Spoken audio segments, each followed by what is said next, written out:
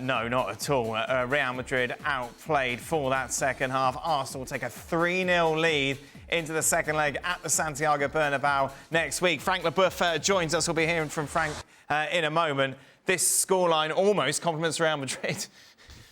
Yeah, to put it one way, Arsenal scored 3 and Thibaut Courtois was outstanding. Yep. So that tells you it could have been a lot more. I mean, Real Madrid could have nicked one in the first half.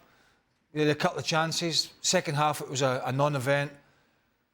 Best performance of the season thus far from Arsenal, there's no doubt about that. Kind of normal performance from Real Madrid. Maybe get away with it against, when they're playing some of the teams lower down in Spain. We've seen it, is it Leganés recently and one or two others where they've struggled, but sort of got away with it. They didn't get away with it tonight. They just did not. And this is a long road back for them. We've seen it. Have we seen it before? Never for Real Madrid. Not 3-0. Not 3-0 going into a second leg. We saw that. We were discussing before watching the game. Yeah. When I think I asked the question, and it was the Barcelona PSG. The remontada, the 4-0. Which was incredible. Yeah. But this is very, very unlikely unless we see something that we've not seen all season, apart from 45 minutes against Dortmund. I keep going back to that. 45 minutes against Dortmund in the second half, they were unbelievable. They're going to have that answer. We'll talk about Real Madrid a little bit later on. Let's focus on Arsenal first half, who kind of grew into this game as it went on. They did, and while, yes, the first half seemed to be even, it could have gone either way, the energy was always with Arsenal. And one of the things that they exploited that it's easy to pick out when you're playing against Real Madrid is that, guess what? When you isolate players at speed in wide areas, Real Madrid are in trouble. So Bukayo Saka, whenever he was in a 1v1 situation, whether that was Alaba, at some point it was Bellingham, it's a drop of the shoulder, I'm going to the outside, I'm going to the inside, and Real Madrid don't know how to handle that. Arsenal identify that, and it's obvious to be able to identify that. You know full well that you got mismatches on the outside. Arsenal did that very well, and they were sort of missing that center-forward presence in that you're thinking every time that Saka got out on the outside, Martinelli got on the outside, and they put balls across, you saw a couple of balls just going right in front of the goal. It's like, well, where is your center forward? Well, that center forward doesn't quite exist for Arsenal. And so you're kind of thinking, man, are they going to miss out on this game? Because, once again, that would have been the discussion, no center forward. But the second half was just far too much Arsenal. And I'll ask the question, does Declan Rice not take free kicks in practice? Because if this is the way that he can take free kicks, why hasn't he been taking free kicks the whole time for Arsenal? And whoever is taking free kicks for Arsenal, let Declan Rice take it. Of course, we're going to focus on the free kicks because of how special they were. But on the whole, Arsenal were far superior to Real Madrid, certainly in the second half. The midfield was dynamic. The outside players were dynamic. And then I'll circle back to the center forward. It may be Mikel Merino, but that third goal was taken as a high-class, front-end, center forward, so cleanly taken, 3-0. And to your point, Craig, I don't think there's a way back. And hats off to Arsenal for not shrinking up against Real Madrid, as we've seen teams do in the past, Frank. Yeah, but I don't think it's going to happen. I mean, I saw them so clear about what they want to achieve and how they're pursuing everybody that they're capable of winning, easily winning in the second half. I don't think they're going to collapse in the second half, in the second leg, sorry. I doubt about that. And I saw quite of a shy Arsenal in the way that they were pretty slow, trying to not lose the ball first half. But because Real Madrid didn't come back from the dressing room in the second half, it was really a dominant Arsenal that I saw. And clearly, we had doubts about Gabriel not being there, but Kivior did the job. Everybody did the job. I never expected Saka to be at that level. But as Craig said, when Real Madrid plays against players on the wide side, they are in trouble. And we could see that with especially with Saka during his time he was on the field. So I don't see Arsenal being able to collapse and not knowing what to do at Santiago Bernabeu. I think it's for me already over, because Real Madrid is not capable of reacting that way against a very good Arsenal. We were talking about Dortmund, but Dortmund did not for clear and from far at the same level as the Gunners. This has been coming for Real Madrid, though, hasn't it? Mm-hmm. And if you think about where Arsenal were, we talked about it for the last few days, where are Arsenal really strong? They're pretty strong all over, but the middle of the park. You know, they're really strong in the middle of the park with Rice, with Partey, with Odegaard. And where were Real Madrid stretched? The middle of the park, because they played with Bellingham on the left, they played with Rodrigo on the right. They had Camavinga and Modric 2 against 3, really, and Modric is going to be 40. Mm-hmm. So you can't get about. And then you got your wide guys, you know, your wider guys in midfield, Rodrigo and Bellingham. They're trying to tuck in to help, but they're worried then about getting out to help David Alaba, who's got Bukayo Saka, and Valverde, who's got Martinelli. So they're caught between a rock and a hard place by how far do I tuck in to help my midfield, and what about my duties to help the fullback? And in the end, they did neither. And Arsenal completely... I mean, Rice, Partey and Odegaard, particularly Rice and Partey, were just picking balls up and popping the ball wide, or they were popping it into Odegaard. They could pretty much do what they wanted. And we said, Arsenal can dominate the middle of the park. And I think, unfortunately for Carlo Ancelotti, his options were limited in there. One thing we talked about, would he risk taking Valverde out of there and putting him to right back, which he did. Now, I think in hindsight, and it is hindsight, I think that's a mistake. You know, Lucas Vazquez is not the best, but he's played in that right-back slot quite a few times. I mean, numerous times. But taking Valverde out of there and leaving Camavinga and Modric without the energy and the dynamism of Valverde, and also the fact that he gets up and supports, defends, supports, tackles, gets around the field. I think looking back now, taking his energy out of that midfield was a big, big mistake. If you were to give marks out of 10 for Vinicius Jr., for Mbappe, you're talking 3 or 4, aren't you, in this game? Really poor showings. Well, Mbappe was better than Vinicius. Yeah. At least in the first half. Just poor showings from your superstars who you need to shine on nights like this. And once again, they fall short, as Real Madrid have done so many times this season against proper teams. Yeah, and while it's obvious to focus on Vini and Mbappe because they are who they are and the expectations are on them, and it should be. It's not unfair to single out Vini Jr. and to single out Kylian Mbappe. When you watch Real Madrid play, the sense that I get from them is that this team is broken. Structurally, there is no structure. There is no organization. And how do you know that? It's because it always feels like Real Madrid are playing a man down. They never actually get close enough to press the ball through the midfield. They never get close enough to actually double team somebody on the outside. It feels like they're always sort of kind of searching, how are we going to defend here? How are we going to defend there? The truth of the matter is that they get disorganized. They get stretched. There is no structure to Real Madrid. And so when you have a team like Arsenal that can knock the ball through the midfield and stretches that midfield, now you get exposed. And you get exposed in many different angles, in many different ways. If you look at Real Madrid today, you have your back line, that the midfield are basically on top of the back line because they're under pressure by Arsenal. Then there is about I would say a gap of about 30 to 35 yards. And then there is Vini on the left over there and Mbappe over there. This space of 30 to 45 yards was actually handled by Arsenal the whole night. Real Madrid push back, push back, push back. Vini maybe going on a counter. Mbappe maybe going on a counter. But even when they went on a counter, there is no support coming from behind because of that gap that I just talked about.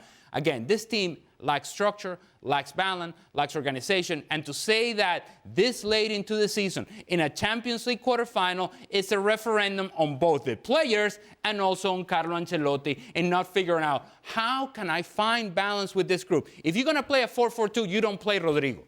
You don't play Rodrigo, right? Just make the tough decision that Rodrigo's going to have to sit on the bench, because what you're saying in playing in a 4-4-2, you are conceding that we need to find structure and organization, and we need numbers in the midfield. Well, Rodrigo is not a guy that is going to give you numbers in the midfield because he just starts wandering, and you lose the ability to control the midfield area, which happened time and time again. They are broken. And it's very difficult to see. They're in a title race in Spain. But somehow. Are they really in a title race? Well, you could see at this rate Barcelona taking another 4 off them in the middle of May. Yeah. If it even goes that far. Yeah, and you got the Copa del Rey final as well, by the way, before then. Can I say something really silly here? Wait, I say something really silly, probably most times. I just can't get my head around it. I'm ruling them out. I know what we've just witnessed. I know we watch La Liga every week, and if you're, and I know I'm not taking anything away from Arsenal, but if you're an Arsenal supporter and you're watching this programme and you support the team, maybe you go to the games, you probably don't watch La Liga. But it isn't, and I'm not taking anything away from them, but it's not beating the Real Madrid as we know it. They've been so easy to play against this season, and fair play, Arsenal took full advantage of it, but we've had this discussion almost every week here about their performances, about their defending, about the lack of Mbappe doing something. Yeah, he scored a bunch of goals, don't get me wrong, in La Liga, but really not to my knowledge, in the real big games. But in my head, I can't rule them out. I just can't. No, I can't, because, you know, there's going to be so much pressure on this manager now, who's just been so brilliant that he's always come up with something. But he just hasn't all season. We're waiting for him to come up with something. But he's managed to come up with something that's kept him in the coattails of Barcelona without being brilliant. The results have been more than decent. The performances have been average. But is there going to be a special night again at the Bernabeu? I think it was mentioned in commentary. Was it 2-0 down against Man City with 10 minutes left? I know it's a different version of Real Madrid. I understand that. There's no Benzema. Things have changed. Mbappe's come in. They have issues in defence. They have some injuries. They now have suspensions. I think Tchouameni's back. I think. Yeah. That'll be at least something for them. And maybe Vinicius and Mbappe and Rodrigo have this amazing night and put Arsenal to the sword. I'm not ready to go. Wow. I can't. Just in case. Just in case. Well, we know. Obviously, we will know by next week. Just going back to the goals, Frank, which was the better free kick for you? The second one, for sure. The first one, you know, Courtois had a great game, but I have question marks about his wall. From that, he's denying that now in our ears. That is not a position you cross the ball. However, you know, we've had all these sort of tongue-in-cheek, and the camera did cut to the set-piece coach a couple of times. That's something you can't really teach. You work on your technique. You work on things in training. I mean, Declan Rice... How come you've never done that before? Sorry? How come he's never done that before? Well, he takes I don't know. I mean, maybe at West Ham he wasn't taking free kicks. Certainly at Arsenal, he's one of the players that takes corners with their success from set pieces. He takes them usually in swinging, so he can strike the ball. I don't know. I haven't got the answer why he hasn't done it before. But I'll tell you one thing. From now on, until he has a couple of boo-boos and skies a couple over the bar, he's just brushing everybody else aside. I mean, it was I suppose if you've not done that at elite level before, what a great time to do it. Not bad, is it? Quarter-final against Real Madrid. Real Madrid, best goalkeeper in the world, top corner. Yep. Doesn't get much better than that. Look at this list that have scored 2 free kicks in the Champions League in the past. He's the first one ever to do it in the knockout stages. You got Hakim Ziyech did it back in 2023-24. Neymar, Ronaldo, Rivaldo. Not too bad. No, not too bad. But I'm going to take Declan Rice and his 2 goals today, because the execution was just something special. That second free kick, you cannot tell me this guy hasn't taken free kicks in his life. Honestly, and if we're going to be talking about the set-piece coach, why hasn't the genius put him on free kick duty? This poor guy's getting it. Why isn't this genius telling Declan Rice to hit free kicks when we see this? Honestly, coming in here today, we would not have thought that we would be talking about Declan Rice scoring free kicks.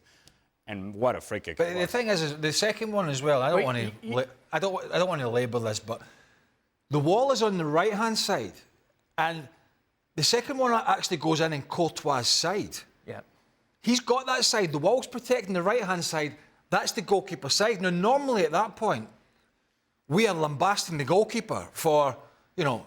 That should be your side. You know, just, you know, edging across to try and go to the other side. And even if he did take a very, very small step, he wasn't getting that. Because not only was it in the top corner, but it was hitting with such pace that, as I say, best goalkeeper in the world.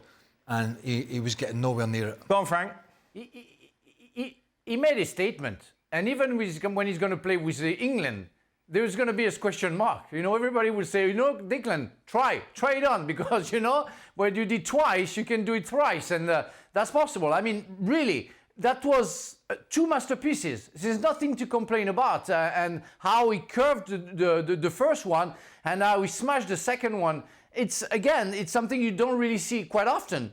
And when you see that and you do it once, but you can do it twice, it means that you have the skill for that. And every game Arsenal is going to play and will have a free kick for, they're going to say, Declan, go for it. And if he scores another one, I can tell you, even with the national team, Harry Kane, Bukayo Saka, I don't know who's going to maybe take charge of it, will say, well, maybe we give a chance to Declan, because that guy made a statement tonight.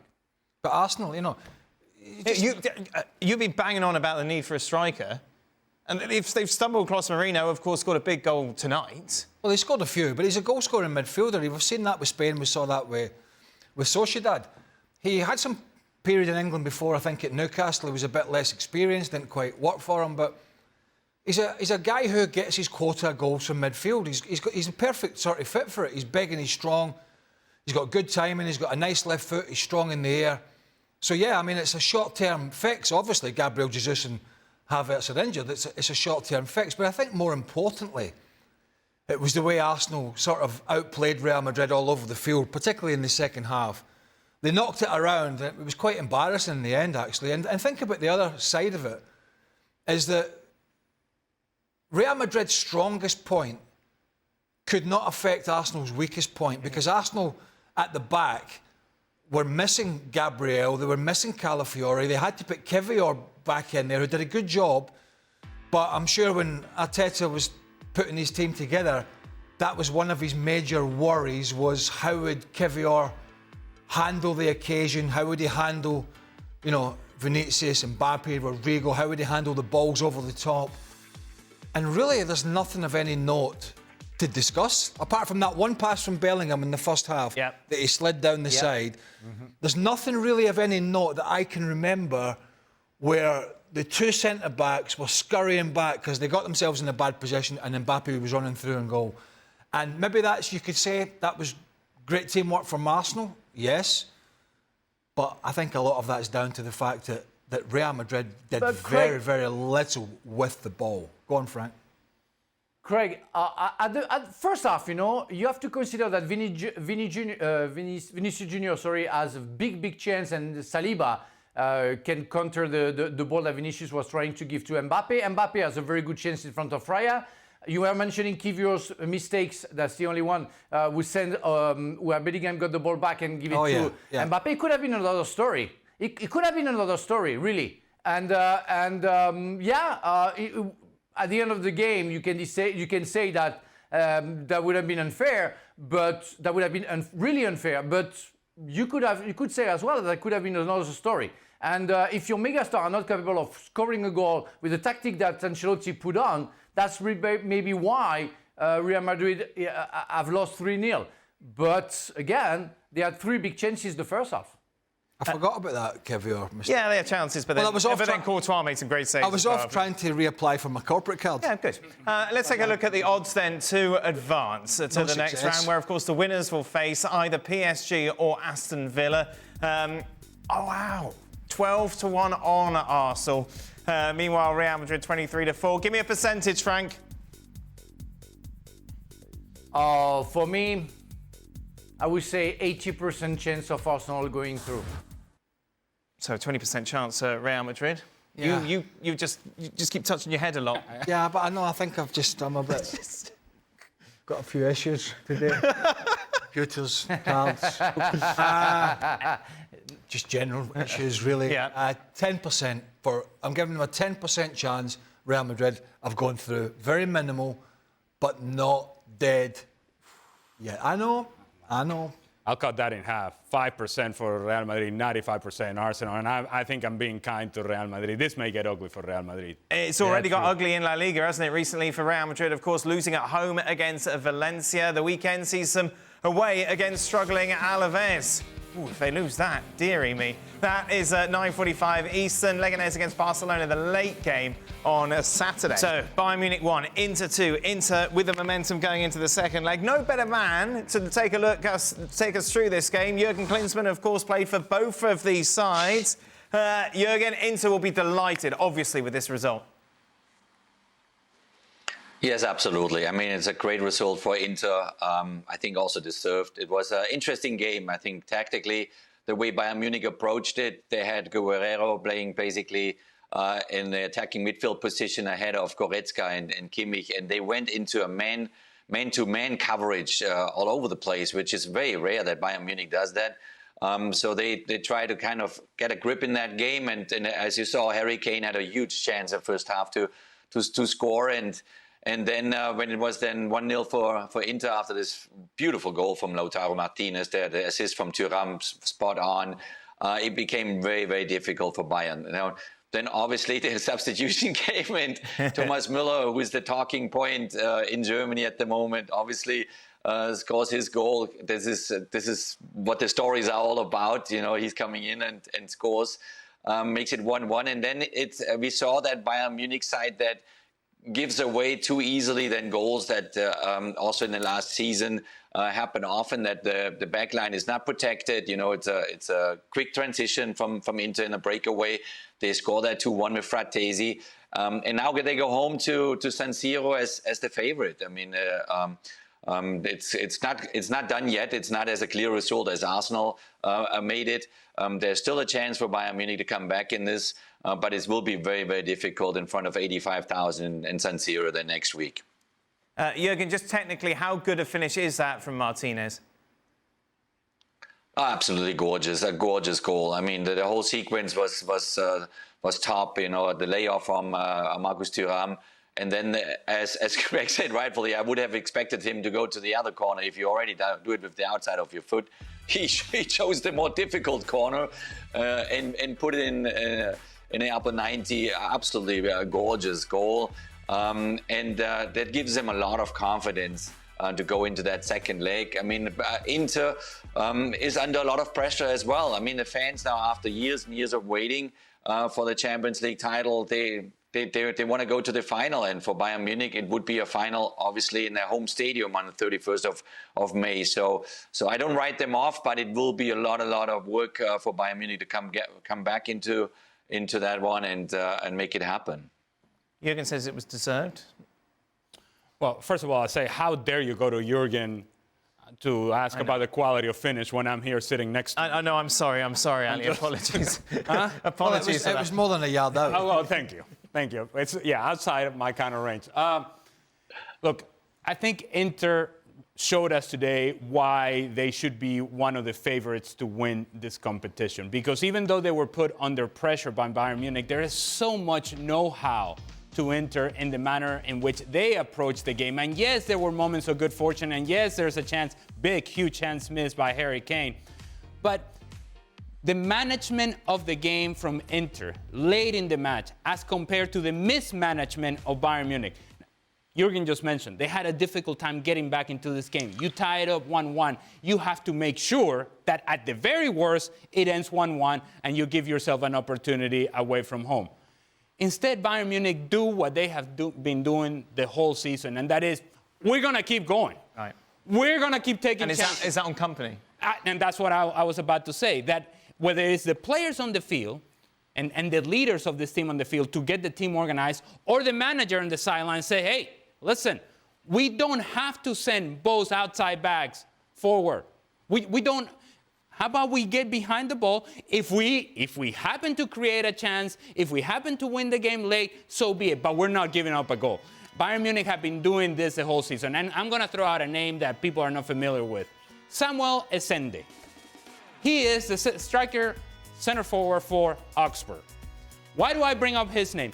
He created problems this past weekend against this back line of Bayern Munich. And if Samuel Essende is creating problems, what do you think Lautaro Martinez is going to do? What do you think Davide Fratesi is going to do? What do you think Marcus Thuram is going to do?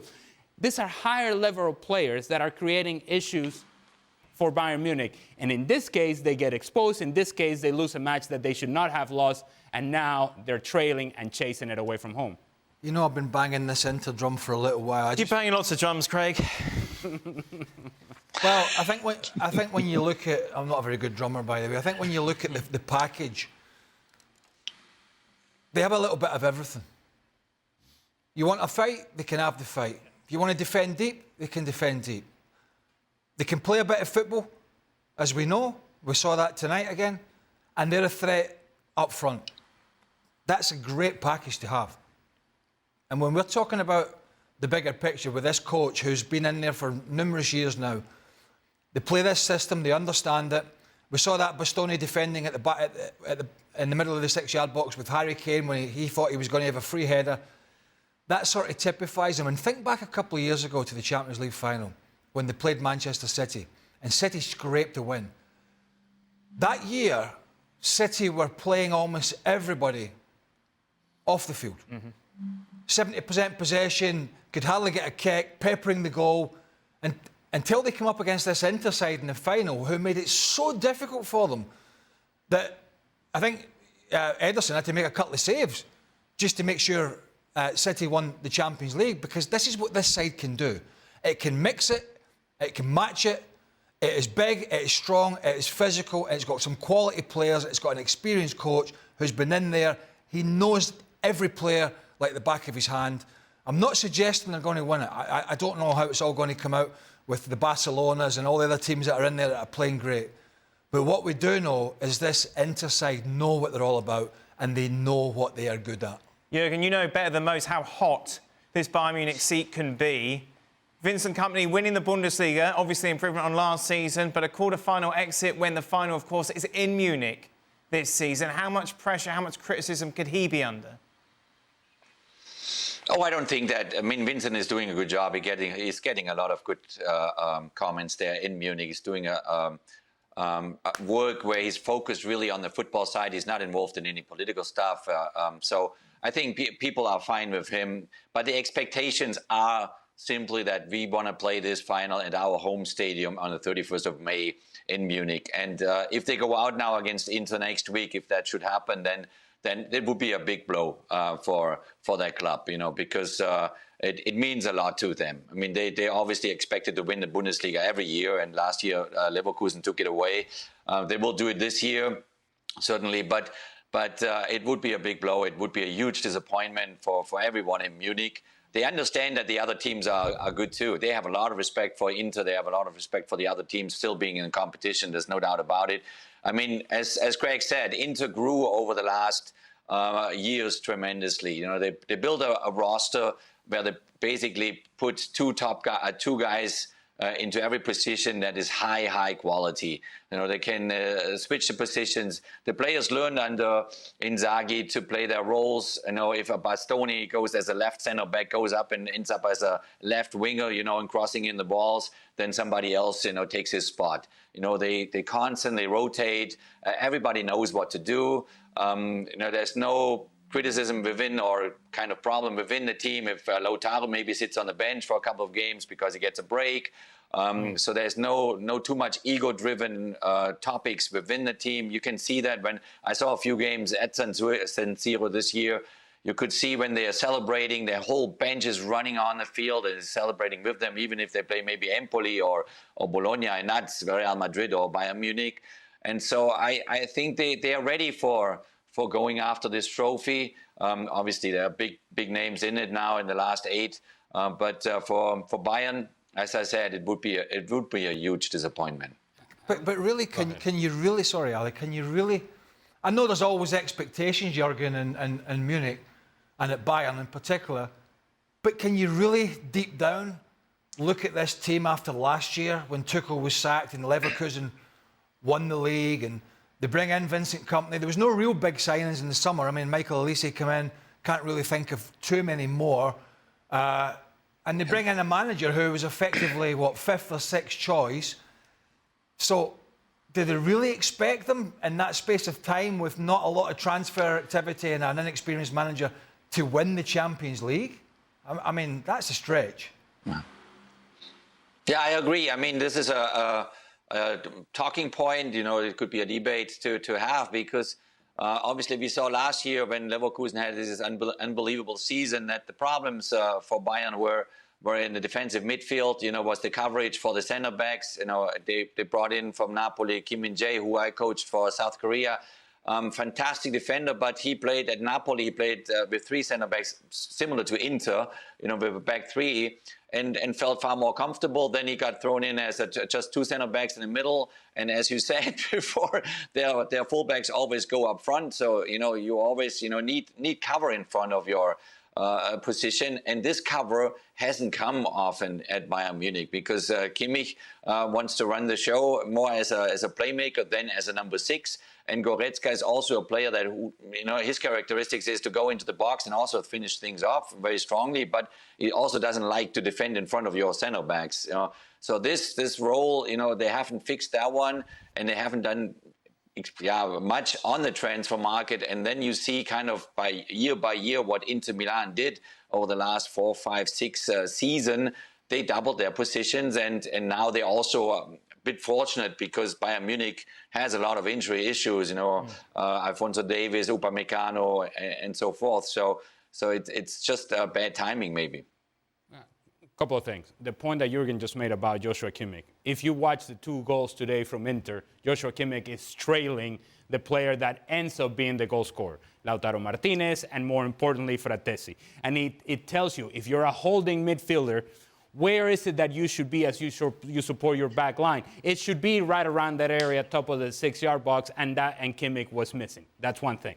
The other thing is, this could be, I don't want to simplify it, but the big chance fell to Harry Kane, and the big chance fell to Lautaro Martinez.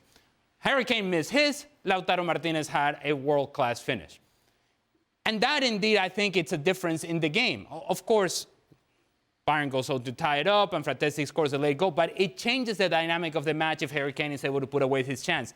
And to be fair to Harry Kane, more times than not, this season and last year, he has been putting away those chances. But today, in this sort of moment, your big guy cannot miss that opportunity. Lautaro did his job for Inter. Harry Kane did not for his team. Let's take a look at how the bookies have things set then going into the second leg. No surprise, into the favourites to advance to the semi-final where they'll take on either Dortmund or Barcelona. Bayern Munich, 23-10. Jürgen, how do you approach this game if you're Bayern? Well, I mean, they will go for it.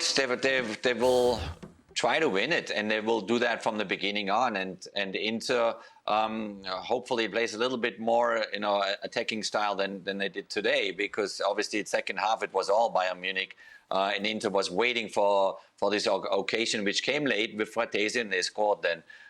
So maybe it helps Bayern a little bit that Inter, in front of their home fans, they cannot just defend. They have to also play the game and go for goals and do something there. So it's still open. I mean, obviously Inter is the favorite now, and whatever the bets are there.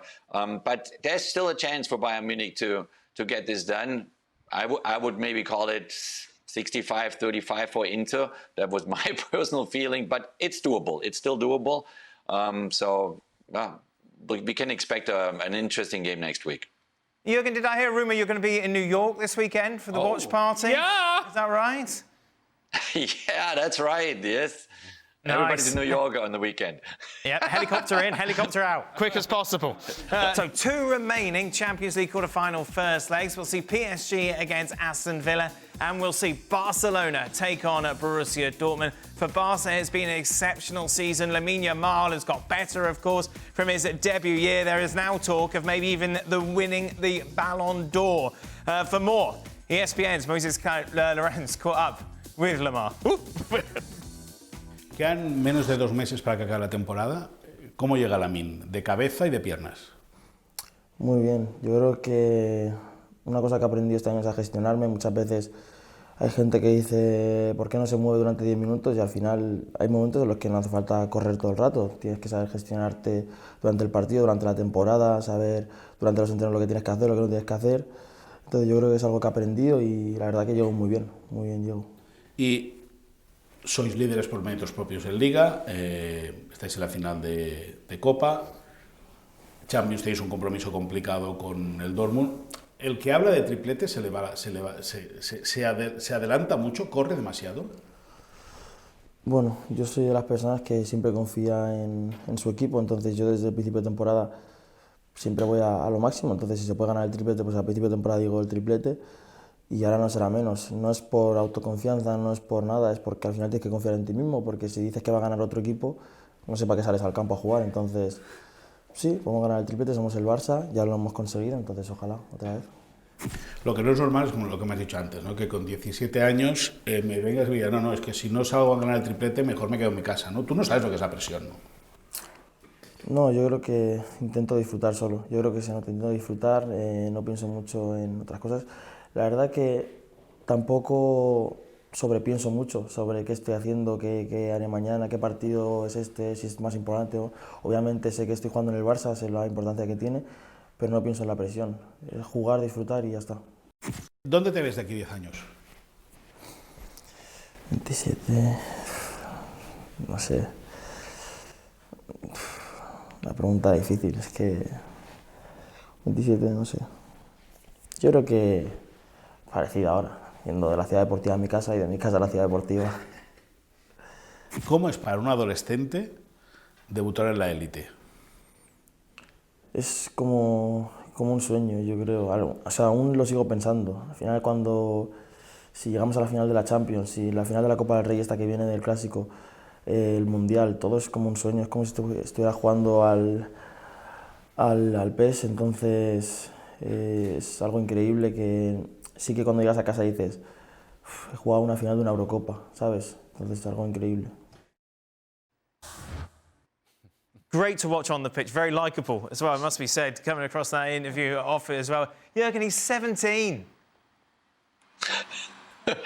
It's just incredible. That kid is incredible. You know, maybe now they're covering 2 guys go at him, and it will come the moment that 3 guys go at him. And so we just can wish him that he stays healthy and enjoying his game. And then, you know, I think the sky is the limit. He's 17 and he's thinking about winning everything, isn't he? What would you been like at 17?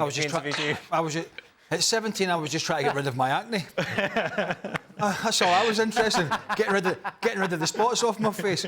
But what I like about, I mean, out with his game, which is brilliant.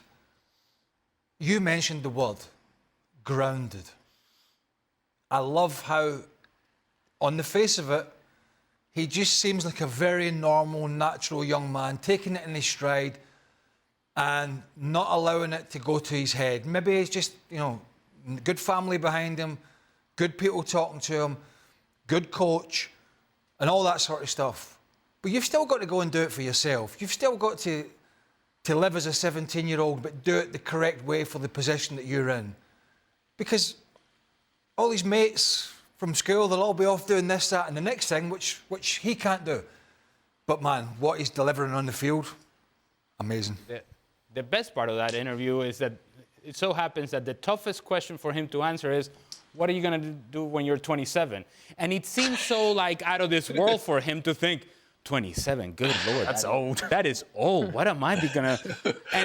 And while he took his time to think about it, he could only come up with one answer, and this, lo mismo, the same. Yeah. I'll be going to training, playing the game, just basically doing what I'm doing. It's obviously a kid, at heart a kid, that happens to be exceptionally good at what he does and doesn't take it for granted. He just, well, this is what I'm supposed to be doing, so I'll show up and do my job and win games. This is Barça, we're going to win the treble. Very grounded, very mature, but it's not just the personality. The decisions he makes on the field are also very grounded and very mature. 27. Yes. Remember those days, 27? Yeah. Woo! Yep, no acne there and other issues. What? Frank, what's interesting as well is that we talk about, we talked obviously about the Premier League and about maybe not as entertaining or whatever, and players in general maybe being more, given less freedom. What's so great to watch about this youngster is the fact he goes out and he plays as if no one's watching. That's exactly what it is. I mean, as the guy said, you know, the maturity, the way that he makes decisions who are always spot on says a lot about his skills and how he sees the football. But he's not the only one. We have to be fair to some others that we can see. And nowadays we see a lot of players like 17 years old, maybe not as good as Lamine Yamal, but we can see them, like you can see Doué, I could have seen Mbappe before, and some others. You say, wow, Jude Bellingham, very young, very mature, they know exactly what they have to do, granted. So it's always a pleasure to see that. You know, when I was 17, I was already fighting against my hair. That was the only concern that I had, you know. But I think you lost that fight. I always thought, by knockout. Yeah, exactly. But I always thought about Thierry Henry and David Trezeguet when they became champion of the world at 20. I was 30 when it happened. But at 20, I said, well, isn't it too soon to appreciate it? But those players, again, are so mature that they exactly know what it means. That's what is unbearable for me. Because at their age, I would have been far away from being able to realizing what I'm doing, but they know. Lamine Yamal knows exactly what he's going to do, what he's about to achieve, and that's very impressive for me. They are very impressive people. But if you're Barcelona and you're Lamine Yamal, you have to look at the history of some other players as well, and you look at Pedri, who went through... Yeah. Ansu Fati. Ansu Fati, who was the next star and then had his hamstring issues and different injuries. He went out on loan. Even Gavi has had some injuries. So these things happen, but if you go all the way through from 17 until you're in your 30s and you're keeping going at this rate, you've played an awful lot of football, an awful lot of games, and that's difficult. There are always sort of hurdles to get across, and, you know, sometimes a door slams in your face, and you will, you know, if you go through a whole career not picking up anything kind of serious as an injury, you're a very lucky young man. You're going to be very lucky. So there'll be some trials and tribulations ahead. Hopefully not too many, but it's an occupational hazard. Fortunately for him, you know, playing as a wide player against fullbacks, defenders can't do what defenders used to be able to try and do to the most talented players, which was clean them out, wipe them out early in the game. There is more protection for players, so there's more protection for youngsters, there's more protection for talent, and that can only be a good thing. It is, of course, Barcelona against Borussia Dortmund. If I can say something... Just quick, Frank, because we just run out a little bit of time. I just want to... quickly, I just want to remind people that Pelé became champion of the world at 70s, and it was in the 50s. And that guy expressed or shows to the world that it was possible to be young and to be mature. That guy won 3 World Cup, one injured in one in 66, but won the 70s. So, and the longevity of his career and the quality of his game, where, you know, the medical, the training weren't as good as it is now, was really impressive. So to be on this path for Lamine Yamal and some others, that's something important. That was not quick, Dan. Hey, that's all right. Frank saying Lamine Yamal is the next Pelé, definitely. Well, Pelé's your mate. Was. Voila. Barcelona are odds on to advance to the next round. Borussia Dortmund 3-1. That's about fair, isn't it, Jurgen, given what we've seen from Dortmund this season? Yeah, that's okay. I mean, but on the other side, why not? Why not? I mean, Borussia Dortmund has nothing to lose in this battle at all. They can surprise Barcelona. Barcelona had also their no moments, no show-offs during the season here and there. So they're going to hope for an opportunity here. And so I wouldn't write Dortmund off. Meanwhile, the other game sees PSG take on Aston Villa. Some interesting subplots going into this tie. PSG, big favourites, of course, given what both teams have done so far this season. But you've got Unai Emery returning to Paris. And you've also got Emi Martinez, of course, in France, making sure everybody knows that Argentina won the World Cup. Frank, it looks like he's going to... He looks like he's a plumber. Yeah, well, yes. Where's he going? I imagine this has been received very calmly in France, Frank. Well, you know, people were commentating that, and they were all laughing because, I mean, he's a character. And everybody cannot deny that he's one of the best goalkeepers in the world, maybe just after Courtois. So you have to respect him. That guy is crazy, to say the least. But we understand where he wants to go, and he's going to be booed every time he's going to touch the ball tomorrow at the Paris Saint-Germain. I will be at the Parc des Princes with Julian, so I'm going to watch that, and I'm going to be very interesting. But Well, you know, if he doesn't respect the French people, many people respect him as a very good goalkeeper, maybe less as a person. As a coach, Jurgen, are you getting involved with this at all? Telling him, you know, just to cool it? No, I think, you know, I mean, he's a very specific character, and sometimes he doesn't do himself favors in doing what he's doing. But as a coach, you make it a step back, and you just let the players be the way they are, and you handle them the best, and you hope for the best. You know, I mean, certain things that he's doing that on the field are outstanding, are incredible. Especially like in penalty shootouts, how he's kind of messing with the brain of the penalty takers, and there's so many points to it. But you as a manager look at more from a perspective, okay, how do I deal with these 20, 25 players the best way possible? You know, who do I leave alone? Who do I talk more? You know, or maybe pick up some smaller groups and have conversations, you know, so I'm sure that his manager knows exactly how to deal with him and how to take his moments when he does stuff like that, and and doesn't make it too big of a deal then. He's a goalkeeper. Go ahead. Yes, he is. What, they're crazy. They don't think like us. Right. They're wired differently. I mean, When you say like us, well, Shaq, to be fair, Shaq's maybe the exception to the rule. Right. Yeah, he's a bit, you know, Shaq, laid back. Most of them are as daft as a brush. Right. You know what I mean, Frank? They're daft. But anyway, what the other side of this is, I get it with the heart, you know, and, you know, is there any need for it and all that? This is the least of Unai Emery's concerns. Right. If he's watched, which he will have done his homework, Yeah. of course he will, with their league form, but more importantly, starting slowly in the Champions League, as they did, and then coming like a train, and their form since Christmas onwards has been amazing. And not just the team form, individual form. From the midfield to the front has been incredible. And Unai Emery, if he's watched the 2 games against Liverpool, the way they played, the way they pressed, they harassed, the way they created chances, the way they defended, he can wear whatever hat he wants.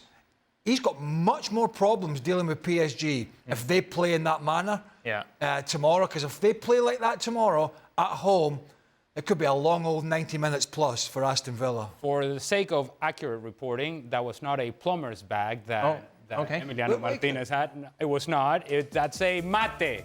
Oh, the mate. hot infusion drink, very popular in Argentina and Uruguay. What is it? Mate. Is it like It's like a tea kind for of. liquid? Yes. Oh, I need to get one of them.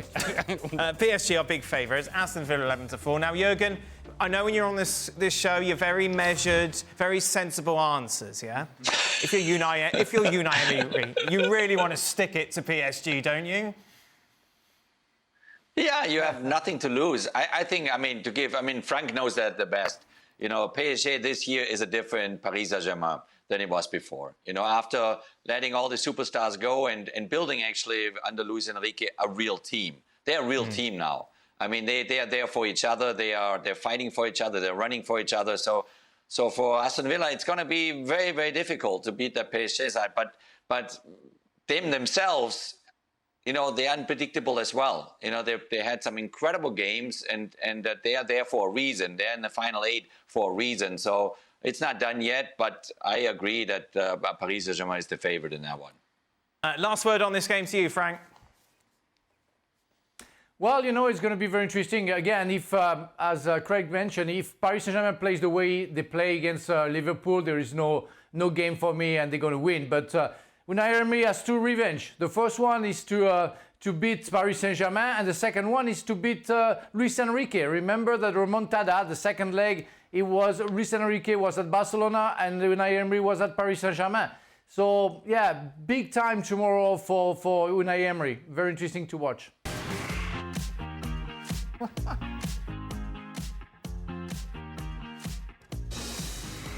Welcome in then to the latest edition of Extra Time. As you can imagine, a lot of questions about Real Madrid against Arsenal. Anyone want to change their mind about Real Madrid going through? I believe probably everybody does, don't they? I think everyone picked Real Madrid to go through. You're having a bit of a weird thing about it all. Kind of a breakdown, really. Yes. Oh, well. Well, Existential crisis. there we are. Frank, Real Madrid out? Yes, yeah, I changed my mind. I don't think they're going to be capable to No, I to think cope you're with the okay to change situation. your mind. No. Yeah. Have you ever seen a player hit 2 or more absolute world-class free kicks in the same match?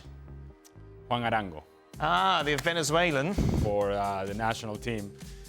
We were not, let's just put it this way, we were not depending on me scoring the goals, we were depending on me drawing fouls so that Juan Arango could take the free kick. And mind you, there was never a doubt as to who was going to take the free kick. Right. It was always going to be Juan Arango, and he did that against Mexico in a match that he was just outstanding. And to see it in training is one thing, but then to see it in training translate into the game is a completely different thing, and he did that consistently. I can't remember off the top of my head, to be honest. Just looking at this, though, that has to be one. That could be one of the worst jobs ever. Steve Nicholls' personal assistant. That's going to be that tough. could be like there's not enough money. There's not enough salary in the world for you to do that. No. What would that entail? God only knows what that would. Yeah, I don't. No, I can't remember. I don't think so off the top of my head. Have you told me before that you were sat on the bench for the Roberto Carlos free kick? I'm trying to remember your role in that story. I was with Patrice Loco, the former Paris Saint-Germain striker at Nantes, and I say, well, I think that guy is capable of doing something great, you know, because I've seen him shooting once or twice. How did you make this about you? And when we saw the... Oh, no, because I was there. But do you know what?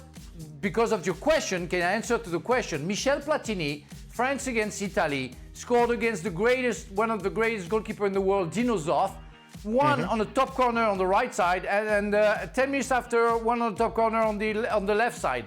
Amazing. Where has this Arsenal been all year? Well, they haven't played Real Madrid, have they? That's a very fair point. guys. And other people were taking free kicks. Yes. Yeah. We are hearing suggestions as well that Declan Rice did say that the set-piece coach told him to cross it for the first one. Who are you listening to? Sit down! Hold on, who are you listening to here? He said it in an interview afterwards. Who, Declan Rice say that? Yes, apparently so. Or the coach? Well, that's one of those, isn't it, when you're playing on the bench for shouting stuff at you and you just look over and say, shut up. Get back, go and sit down. You don't cross it from where Declan Rice was on both occasions. Yeah. But certainly not the first one. The second one was more difficult, but certainly not. You don't cross so many of those. You know the only reason he wanted him to cross it? So he could have his little moment in the sun again. When they. No, I'm fed up with this set piece guy. He might be a lovely chap. Yeah, but he wanted He's like a throwing coach at Liverpool. He got done by Steve. He wanted him to cross it from there because he had some set up on his little board where somebody ran round there and he reversed something, and then the camera would have cut to him and he was out there like a peacock again. You don't cross from there. Very little faith on Declan Rice from the expert, the set-piece coach. There we go. Poor chap. Poor chap. Who had the worst performance today, Bellingham or Vinny, Frank? Oh, Vinny. I thought Bellingham was quite interesting the first half, and he was working hard and tried to help his teammates out. We barely saw Vinny. Vinny had some chances, but and it would have been maybe a different game for him if he would have scored. But disappointed by Vinny, but disappointed by Kylian Mbappe as well. But Bellingham, no, I think Bellingham was the first half. He was very decent, and he drawn the second half like his other teammates. Is the greatest insult not the 3-0 scoreline, but the fact Arsenal fans saying, "Are you Tottenham in disguise?" Oh, that's very good. Oh dear. I suppose there's a bit of humour there, but when you've won diddly squat compared to Real Madrid, in comparison, that's a little. All right, Craig, you don't have to take it seriously. It's all right. It's God. Leave him alone. Just a little fun chant, isn't it? To break it down. What's wrong with punters? They go there, I think they can say what they want. Well, how dare you go and pay your price and have some fun? No smiling. Ali, if you're Florentino Perez, who are you going for in the summer, Alonso or Klopp? Well, the obvious answer is Xabi Alonso, to be honest with you, because of his ties to the club.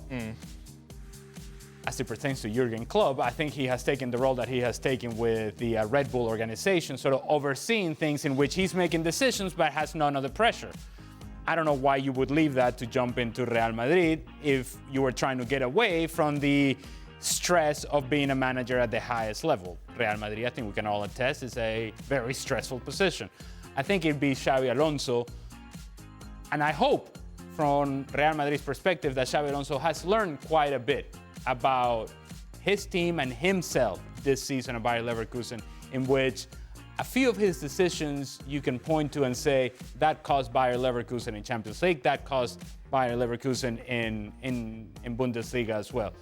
And the Pokal. And the Pokal, of course, Bielefeld. against Arminia Bielefeld. Oh, how could you forget? There we go. Still making some big decisions, though, isn't he, Jurgen Klopp? Red Bull. Yeah, I mean, dropping Liam Lawson, that was a big call, wasn't it? Oh, that's an F1 joke, everybody. So we can joke about F1, but we can't joke about Spurs. That's where we're at. Oh, we have the rights to F1. Right. That's my corporate piece of the week. Oh, there we are. Beautiful. Yes, you, Craig. indeed. Yeah, I don't like fans being No. smart arses. How big a task is it for whoever comes in? Is it a case of a little bit just... Well, I think Jurgen Klopp, in change, terms of, you know, what he has achieved as a manager and his experience would be the choice. But obviously, if you want somebody fresher, younger, who's got links to the club, who's had recent success, you know, Xabi Alonso, obviously. But there's not. You've only got to look at the body of work at Dortmund, and particularly Liverpool, when he came in there and just, you know, he changed the club. Yeah. He changed the way they went about it in terms of on the field. Obviously, the history is the history. You're not going to change that. But he changed the whole atmosphere. But he went into a club that hadn't won the league in 30 years. I know, but not Real Madrid. The other side of that is he wouldn't have that kind of influence and power at Real Madrid. All that time. He just wouldn't be able to get that back. So I don't know. Is it safe to say that Ancelotti, He'll be gone. even if he does win something this year, is probably going I don't know what he's going to win. Like most likely to win the Copa del Rey because that's a one-off. But Barcelona have thrashed you twice already this season. La Liga, you've got no consistency. Let's sack him now. Why bother? Are you okay? You're going to make it through this? Frank Alonso or Klopp? I will go for Alonso because I really think that he knows the club, is somebody who wants to do something with a big club. And what does knowing Real the club Madrid is mean, maybe though, the Frank? biggest club Like, in the everyone world. knows what Real Madrid is, isn't it? I don't really get. What does that mean? Well, that means that he knows the dressing room. He knows how the fans are feeling. He knows how the people inside the club feels, and that's very important when you come to a club. There is no question marks about the spirit of the people and the atmosphere that you're going to find. So it's always a plus to have experienced that before and to come back and in a different situation, but to settle down, you know, and to make sure that everybody's going to follow you. You're not going to be surprised by anything.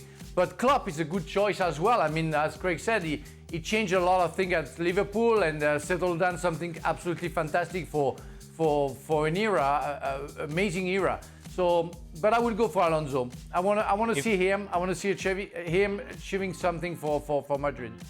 If it's going to be Jurgen Klopp, then it has to be the magnetic Jurgen Klopp. It has to be that high energy, that personality.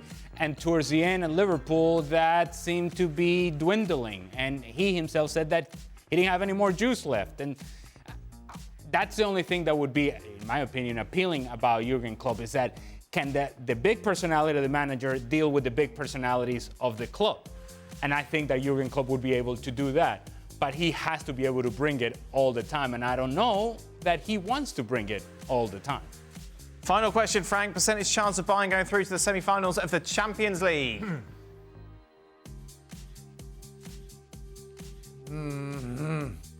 I will give them 10, 15%. I mean, what I saw So you from think... Inter is not what I saw from Bayern. Wait, Frank, you've got Real Madrid have a bigger chance of going through than Bayern Munich. This is a maths problem here.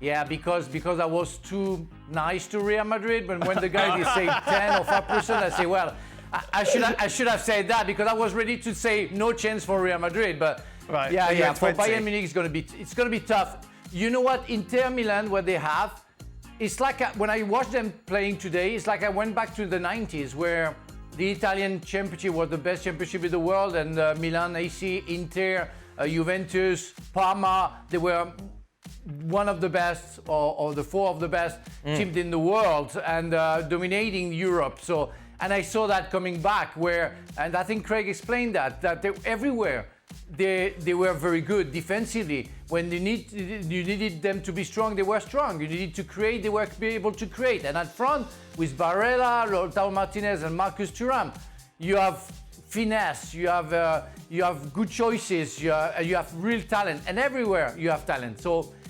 Inter are going to go through. I don't see Bayern capable of changing the face of what I saw from Inter. We need to get Don on. Somebody had been thinking there, would like get Don on like in an emergency to usurp that percentage. No, I was going to say we'll be banging on about Inter. You know what he's like with Italian. You're right. He would have gone on and on and on about it. No one needs that in their lives. He would have probably given Bayern like 0.5% chance. Probably, that's it. That's it, we're done. That's enough of that. ESPN FC will be back on your screens tomorrow. It is, of course, Barcelona against Borussia Dortmund, Aston Villa against PSG. Should be fun.